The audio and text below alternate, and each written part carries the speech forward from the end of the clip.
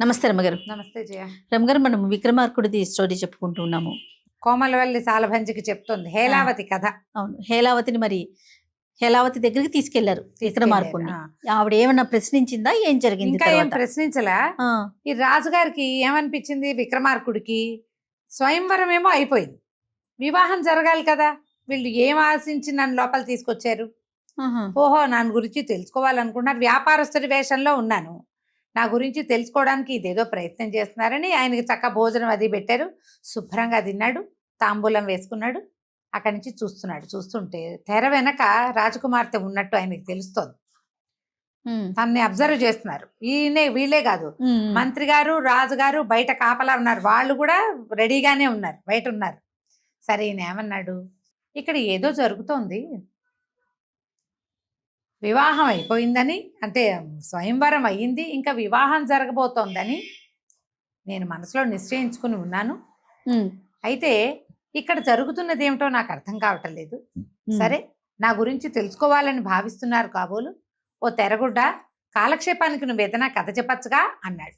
రాజకుమార్తెకి, హేలావతికి, విక్రమార్కుడికి మధ్యలో ఒక కర్టెన్ వేస్తుంది, తెరగుడ్డ, తెర అదేలేండి. ఓ తెరగుడ్డ, ఏదైనా కబుర్లో ఏదైనా చెప్పచ్చు కదా, రాజకుమార్తె ఏం మాట్లాడేలాగా లేదు, నన్ను లోపలికి తీసుకొచ్చిన వాళ్ళు బయట ఉండిపోయారు, లోపలికి రాలేదు, కాలక్షేపం ఎట్లా నాకు, ఓ తెరగుడ్డ నువ్వేమన్నా కథ చెప్పచ్చు కదా అనగానే వింటున్న అటు రాజకుమార్తె ఉలికిపడింది, బయట ఉన్న మంత్రి గారు, రాజుగారు ఉలికిపడ్డారు. ఏమిటి తెరగుడ్డతో మాట్లాడుతున్నాడు ఈయన, ఇతను ఏమిటి, ఇతని ప్రత్యేకత.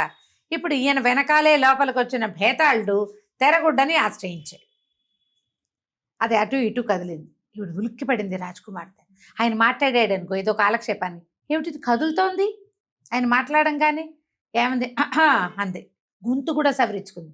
బయట ఉన్న వాళ్ళు ఉలిక్కిపడ్డారు, రాజకుమార్తె ఉలిక్కిపడింది.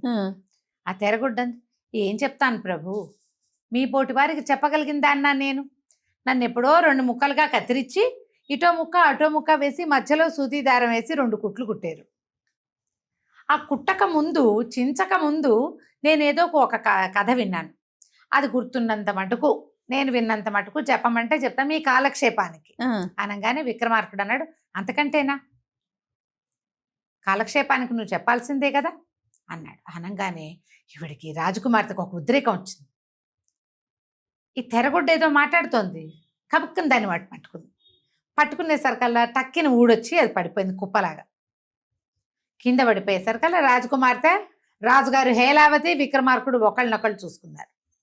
అప్పుడు ఈయన అన్నాడు, ఆవిడతో ఏమల్లా, తెరగుడ్డ నువ్వు ఎంత మంచిదానివే, నీ వల్ల రాజకుమార్తెకి ఎంత సహృదయత వచ్చిందో చూడు, ముఖ దర్శనమైనా చేయించింది, మరి ఇంకా కథ చెప్పు నేను వింటాను అన్నాడు. ఆ కుప్పలా పడిపోయిన తెరబట్ట మాట్లాడడం మొదలుపెట్టింది. పూర్వం చంద్రగిరి అనే పట్టణానికి గంధేశ్వరుడు అనే ఒక రాజుగారు ఉండేవారు. ఆయనకి 120 మంది భార్యలట. చాలా 120 మందికి సంతానం కలగల. ఎన్నో రోజులు ఆ పూజలు చేశారు, పునస్కారాలు చేశారు, ఎంతో అంటే ఏమన్నా ఎన్ని రకాల ప్రయోగాలు చేసిన తర్వాత ఈయనకి ఈ పట్టపు రాణి గర్భవతి అయింది. ఆ గర్భవతి అయిన రాణి మహాసౌందర్యవంతుడైన ఒక కుమారుణ్ణి కన్నది. అతిరూపుడు అని పేరు పెట్టారు. అంత అతిరూపం కలిగిన వాడు అనమాట. అబ్బో వాడు ఎంత అంతగాడో, పుట్టినప్పుడు అసలు బంగారు ముద్ద పుట్టింది అనిపించింది, చంద్రుడు ముద్దలాగా కనపడ్డాడు, అంత అద్భుతమైన వాడు. పిల్లాడి పేరే అతిరూపుడు అని పెట్టారు. ఈ అతిరూపుడిని ఎంత అపురూపంగా పెంచారో, రాజుగారికి ఎంతమంది, 120 మంది భార్యలకి ఒకడే కుమారుడు, దింపకుండా పెంచారు. పెద్దవాడైన కొందికి అతిరూపుడు మహాసౌందర్యవంతుడయ్యాడు.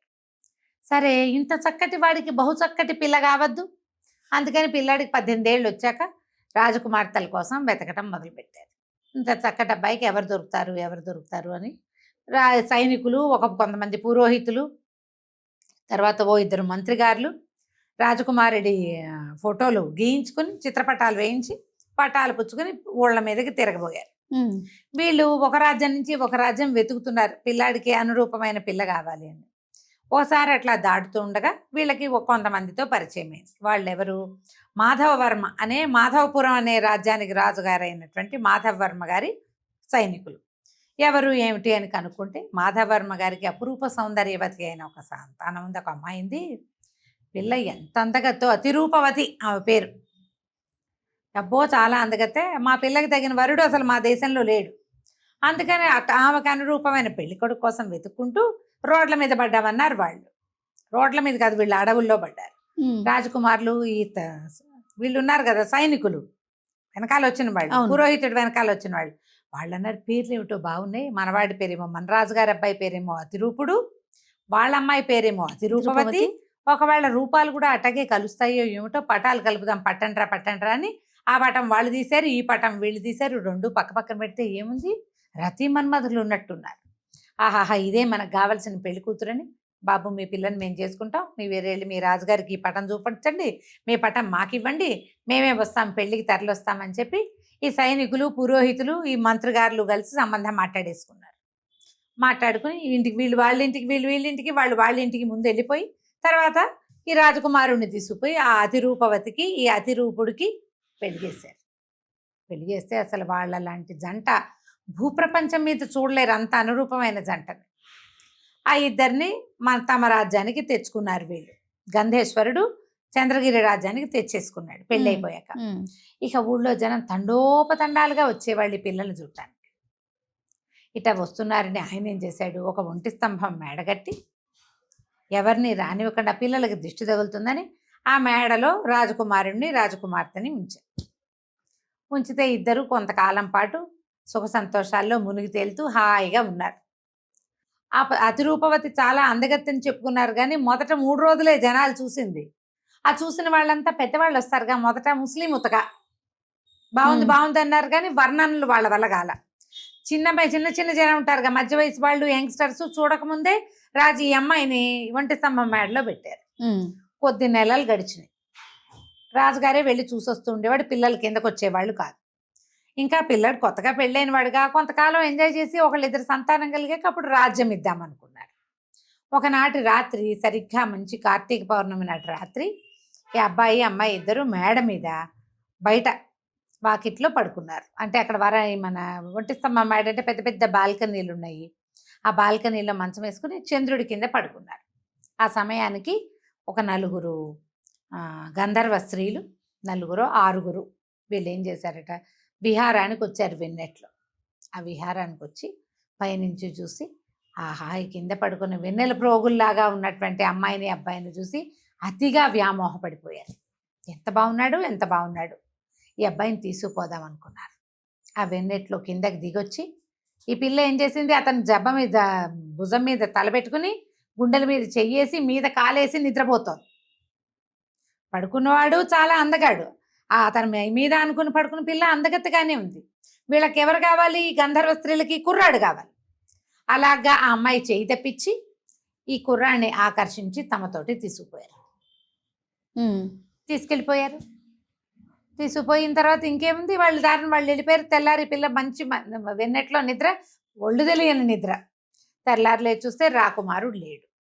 అటు ఇటు వెతికింది, ఏమైంది, రాత్రి ఇక్కడే పడుకున్నా ఉంది. చెలికత్తులు వాళ్ళు ఆశ్చర్యపోయారు. పిల్లలు ఏకాంతంగా పడుకుంటే వాళ్ళతో పాటు అక్కడ ఎవరు పడుకుంటారు, అందరు కింద ఉన్నారు. రాత్రి పైనే ఉన్నారు, దిగొచ్చిన పొలకం లేదు. బయటికి వెళ్ళిన ఆనవాళ్ళు కనపట్టాల. సైనికులందరూ రాత్రిపూట గస్తీ తిరిగే వాళ్ళంతా మెలకుగానే ఉన్నారు, ఎవరు నిద్రపోలే. వెన్నెట్లో అందరూ కబుర్లు చెప్పుకుంటున్నారు, భోజనాలు చేశారు. ఏ సమయంలో ఈ పిల్లవాడిని వాళ్ళు లేవ తీసుకుపోయారో వీళ్ళకి తెలియదు. పోనీ మాయా మంత్రం ఏదైనా వస్తువు కదిలిందంటే ఏమీ కదలలేదు. పడుకున్న రాకుమార్తె యథాతథంగా అటగే పడుకుని లేచాని అంటోంది. ఇక విపరీతంగా వెతికారు, దొరకలేదు. ఆ అమ్మాయి ఏడుస్తూ ఉండిపోయింది. రాజుగారు హుటాహుటని పరిగెత్తుకొచ్చాడు, పిల్లాడి కోసం అంజనం వేశారు. మా దైవచర్య కదా, గంధర్వ స్త్రీలు తీసుకుపోయింది. దాంతో వీళ్ళకి అంజనంలో కూడా రాకుమారుడు ఏమయ్యాడు తెలియదు. ఆ అమ్మాయి అతి శోకాలతోటి అక్కడే ఉండిపోయింది అని తెరగొడ్డ ఆగిపోయింది. తర్వాత ఏమైంది అని అడిగాడు విక్రమార్కుడు. ఏమో ప్రభు, నేను ఇక్కడ దాకానే విన్నా. ఈ కథ ఇందాక విన్నాక ఎవడో దుర్మార్గుడు నన్ను అక్కడి నుంచి తీసుకుపోయాడు. ఇంకా నేను వినలేకపోయాను కదా, అదే నాకు ఇంతే తెలుసు. రాజు అన్నాడు, ఇంత మధ్యలో ఆపేస్తే ఇప్పుడు అబ్బాయి ఏమయ్యాడో, ఈ అమ్మాయి ఏమైందో, వాళ్ళ నాన్న ఏం చేశాడో, ప్రజలంతా ఏమయ్యారో, రాజు ఎవడో తెలియద్దా, ఎట్లా ఇప్పుడు కథ మధ్యలో ఆపేస్తే ఏ రకంగా కుదురుతుంది అనే సరుకులు తెరగొడ్డంది. నేనంటే లేను కానీ ఇదిగో చూడండి, ఇక్కడ ఒక దీపపు సెమ్మె ఉందా, దీని నిండా జ్యోతులు పోసారు, నూనె పోసి జ్యోతులు వెలిగించారు. ఈ దీపపు సెమ్మె మేము ఆ కథ వింటున్నప్పుడు అక్కడే ఉంది, ఈ సెమ్మెని అడగండి చెప్తుంది అనగానే సరే బాగుందన్నాడు. ఈ భేతాళుడు దీపపు సెమ్మని పట్టుకున్నాడు. రాకుమార్తె ఇంట్రెస్టింగ్ గా వింటోంది కథ. బయట నిలబడ్డారు రాజు మంత్రి. వాళ్ళు వింటున్నారా? మరి వినరు, కథ చెప్తే ఎవరైనా వింటారు. ఎవరు వింటలేదు ఇప్పుడు ఇక్కడ? నువ్వు ఒకదానివే వింటున్నావా? లేదు లేదు కాదు. రాముగారు.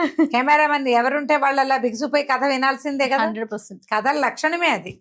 అప్పుడు ఏమైంది, ఈ రాజుగారు విక్రమార్కుడు అడిగాడు, ఓ దీపక్ సెమ్మ, ఈ కథ నీకు తెలుసా? తర్వాత ఏం జరిగిందో చెప్తావు అన్నాడు. ఈ దీపక్ సెమ్మ చెప్పకేం ప్రభు, నీలాంటి వాడు అడిగితే చెప్పనా నేను? ఇంత ముచ్చటగా అడిగితే ఎందుకు చెప్పను? అప్పుడు ఏమైందంటే వీడిని తీసుకుపోయారు, అతిరూపుణ్ణి గంధర్వ స్త్రీలు తీసుకుపోయారు. అవును. భార్యామణి ఇక్కడ పడి అలో లక్షణాన్ని అఘోరించి ఏడుస్తోంది. కానీ వాడు ఏడవటల్లా, వాడు స్వర్గంలోకి వెళ్ళిపోయాడు. ఆ గంధర్వ లోకంలోకి వెళ్తే ఆ స్త్రీలు ఒక్కొక్కళ్ళు రోజుకొకళ్ళు చొప్పున వాడిని పంచుకున్నారు. వాడు అందరితోటి హాయిగా ఉన్నాడు. 15-20 రోజులు గడిచాక ఇక ఆ స్త్రీలకు ఏమనిపించింది, ఈ దేవకన్యలకి, అయ్యో ఆ పిల్ల పాపం మనమే వీడిని చూసి వ్యామోహం పట్టలేక తెచ్చాము, వీడిని భర్తగా పొందిన స్త్రీ ఎంత వ్యామోహపడుతోందో, దాన్ని ఎట్లా ఈ విరహాన్ని అనుభవిస్తోందో పాపం. సరే ఒక పని చేద్దాము, ప్రతి పౌర్ణమి నాడు ఈ భర్తను వీడిని తీసుకుపోయి వాళ్ళ ఇంట్లో మేడ మీద వదిలిపెట్టి తర్వాత తెచ్చేసుకుందాం అనుకున్నారు. కార్తీక పౌర్ణమి తర్వాత వచ్చేదేమిటి, మార్గశిర పౌర్ణమి. మార్గశిర పౌర్ణమి నాడు ఈ అతిరూపుణ్ణి తెచ్చి వీళ్ళ మేడ మీద వదిలిపెట్టారు. అది ఎట్లా చేశారు, ఆమె నిద్రపోతోంది, ఆమె పక్కలోకి చేర్చారు. ఆ అమ్మాయి రోజు భర్తని కలగంటోంది. ఈ పౌర్ణమి నాడు భర్త నిజంగానే వచ్చాడు. ఆ అమ్మాయి కల అనుకుంది, భర్త నిజంగానే ఆమెతోటి ఉన్నాడు. ప్రతి పౌర్ణమి నాటి రాత్రి ఆ అబ్బాయిని వదిలిపెట్టారు. ఇక్కడ ఒక 5-6 పున్నములు గడిచినాయి. రాకుమారుడు లేడు, కానీ ప్రతి పౌర్ణమి నాటి రాత్రి వచ్చి భార్యా పరిష్వంగ సుఖాన్ని అనుభవించేస్తాడు. అతను వచ్చేస్తాడు ఇక్కడికి. 5-6 నెలలు గడిచేసరికల్లా ఈ యువరాణి గర్భవతి అయింది. ఈ చుట్టుపక్కల ఉన్న చెలికత్తెలందరూ ఏమిటి యువరాణి ఒక రకంగా ఉంది, అతిరూపవతి ఒక రకంగా ఉందని చూసుకుని ఈమెలో దౌహృద చిహ్నాలు కనిపెట్టేశారు. అందరూ అడిగారు, అదేమిటమ్మా ఆయన లేడు, నువ్వు గర్భవతిలాగా కనపడుతున్నావు అంటే, ఆ పిల్లలు అబో దిబో భర్త తప్పిస్తే నాకు రెండో వాడు తెలియదని ఏడ్చింది అమ్మాయి. చెలికత్తెలు కొంచెం చిన్నవాళ్ళు, ఈ అమ్మాయితోటి ముందు నుంచి ఉన్నవాళ్ళు 4 వాళ్ళ ఊరు నుంచే వచ్చిన వాళ్ళు ఉన్నారుగా, వాళ్ళు కొద్ది నెలలు మేనేజ్ చేశారు బయటికి రాకుండా. విధినాడు కనపడిన చంద్రుడు తదినాడు తనంతట తనే కనిపిస్తాడు. అంతే కదా. గర్భవతులు మొదటి నెలల్లో దాస్తారు, పెద్ద నెలలు వచ్చాక గర్భాన్ని ఎట్లా దాచగలుగుతారు? ఎప్పుడైతే ఈ గర్భాల సత్వము ఆమె నడక నెమ్మదించిపోవటము, ఎవరో ఒకరిద్దరు సైనికులు, తర్వాత బయట నుంచి వచ్చి రాజుగారి దగ్గర నుంచి వచ్చి కుశలం కనుక్కునే పెద్ద దాసీలు కనిపెట్టేశారు ఈ అమ్మాయి గర్భవతిగా ఉంది అని. వాళ్ళు పోయి రాజుగారికి అందించారు. ఆయన నానా కేకలు పెడుతూ వచ్చాడు. వచ్చేసరికల్లా ఈ అమ్మాయి లబోదిపోమని ఏడ్చింది. నేనేం చేయలేదు, నేను ఎక్కడికి వెళ్ళలేదు, అసలు పోతుటీగా కూడా ప్రవేశించడానికి వీల్లేని కట్టుదిట్టమైన కట్టడం ఇది, ఎవరు వచ్చిన వాళ్ళు లేరు, ఇది ఎలా జరిగిందో నాకు తెలియదు అంటుంది ఆమె. ఎందుకంటే ప్రతి పౌర్ణమి నాడు రాత్రి ఆమె నిద్రలో ఉండగానే భర్త వస్తాడు. ఆ జరిగిందేదో అమ్మాయి కల అనుకుంటుంది, కొన్నిసార్లకి అసలు ఒళ్ళు తెలియని స్థితిలోనే ఉంది, ఆమెకు తెలియదు. దాంతో రాజుగారు విపరీతమైన కోపంతో ఈ అమ్మాయిని దేశ బహిష్కరణ చేసేశాడు. నిండు నెలల గర్భవతి పొమ్మన్నారు. ఏం చేస్తుంది, ఏడ్చుకుంటూ పోయింది. పోయి నగరం నుంచి బయటికి వెళ్ళిపోయి అక్కడ ఒక పురాతనమైన శ్మశానం ఉంటే ఆ శ్మశానంలో ఒళ్ళు అంటించేసుకుందాం అనుకుంది. శ్మశానంలో చితిలో కలిసిపోవాలి అనుకుంది. ఆ వెళ్ళేసరికల్లా ఎవరో ఒక స్త్రీ అక్కడ కూర్చుని ఏడుస్తున్న ఆవిడ ఈ చితిలోకి ప్రవేశించబోతున్న ఈ గర్భిణీ స్త్రీని చూసి వెనక నుంచి కావిటేసుకుని ఆపిందమ్మా, అమ్మ ఎవరమ్మా నువ్వు, ఎందుకమ్మా చచ్చిపోతున్నావు, గర్భపైగా ఇంకో జీవిని కూడా ఎట్టా చంపుతావు నువ్వు అన్యాయంగా అని చెప్పి అమ్మాయిని యువతలు లాక్కొచ్చింది. చూస్తే రాజకుమార్ తల్లి ఉంది, మెడ ఒంటి మీద బోల్డు నగలు ఉన్నాయి, ఎన్నో కొన్ని నగలు ఉన్నాయి, వడ్డాణాలు అవి లేవు. కానీ సరే ఆ బతిమలాడింది, ఎందుకమ్మా ఇట్లా చేస్తామంటే అమ్మాయి వల్ల ఏడ్చి ఏం జరిగిందో నాకు తెలియదు. అయితే ఎవరు నమ్ముతారు దీన్ని? ఈ ఉన్న స్త్రీ ఎవరు? ఆమె ఒక వేశ్య, ఆ నగరంలో ఉంటుంది. అయితే ఆమెకి ఒక 16-14 సంవత్సరాల కూతురుంది. ఆ పిల్ల కాస్త విపరీతమైన విషజ్వరం ఏదో వచ్చి చనిపోయింది. ఆ పిల్లని ఖననం చేయటానికి వచ్చింది. ఖననం చేశాక చుట్టాల పక్కాలంతా పోయారు. ఆ దుఃఖంతో ఈవిడ అక్కడే కూర్చునింది, కూతురుని పోగొట్టుకుంది కదా. ఆ ఏడుపులో ఈ 16-18 సంవత్సరాల ఈ గర్భవతి పిల్లని చూసేసరికల్లా ఆవిడకి ఏమనిపించింది, కన్నాక ఈ పిల్లని మనం వాడుకోవచ్చు, పిల్ల అందంగా ఉంది కదా, ఇప్పుడు ఏదో చేయకుండా దీనికి గర్భం ఎట్టా వచ్చింది, నిజం చెప్పటం లేదు అని చెప్పి మా అమ్మ మా తల్లి అట్ట ఏం చేయబోక పిల్లను కానీ చల్లగా నీళ్ళు పోసుకున్నాక ఏదో చేద్దు కానీ దాదా మా ఇంటికి పోదామని చీకటి మాటున ఈ పిల్లని వెంట పెట్టుకుని తీసుకెళ్ళిపోయింది. తీసుకుని వెళ్ళి ఆ ఊళ్ళోనే గంధేశ్వరుడి నగరంలోనే ఒక వేశ్యవాటికలో ఒక పురాతన మందిరంలో ఈ రాజకుమార్తె ఉండిపోయింది. ఇన్ని మలుపులో చూడండి. ఉండిపోయిన తర్వాత ఏమైంది, అమ్మాయి గర్భవతి కదా, ఎప్పుడో ఒకప్పుడు ఇవాళ రేపో కనబోతుంది. ఈ దాసి ఈవిడేం చేసింది, వేశ్యమాత ఈ పురుడు పోయటానికి వచ్చేటువంటి దాన్ని ఏదో అంటారు కదా, ఏమంటారు పురుడు పోసే వాళ్ళని, మంత్రసాని. ఆ మంత్రసానికి ఏం చెప్పింది, ఆడపిల్ల పుడితే ఉంచు, మగపిల్లాడు పుడితే తీసుకెళ్ళి ఎక్కడైనా పారేసేసి, అయ్యో చంపేసేయి, పిల్లాడిని చెరులోనే పడేసేయి, నేను ఏదో ఒకటి చెప్పుకుంటాను. ఈమెకి పరమ లక్షణ లక్షితుడుగా ఉన్నటువంటి అందమైన కుమారుడు కలిగాడు. మంత్రసాని ఏం చేసింది, సరే పిల్లవాడిని ఎత్తుకుని బయటకు వెళ్ళిపోయింది.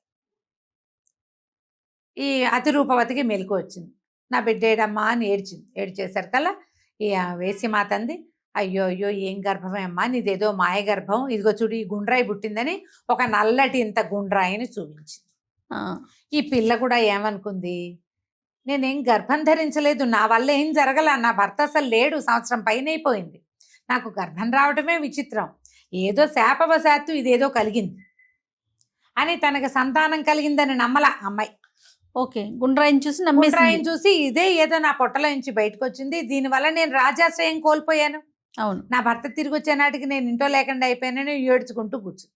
ఆ గుండ్రాయిని బయటపడేశారు. ఈ పిల్లాడిని ఎత్తుకుని తీసుకెళ్ళిన మంత్రసాని శ్మశానం దాకా తీసుకుపోయింది. ఏం చేయాలో తెలియలే.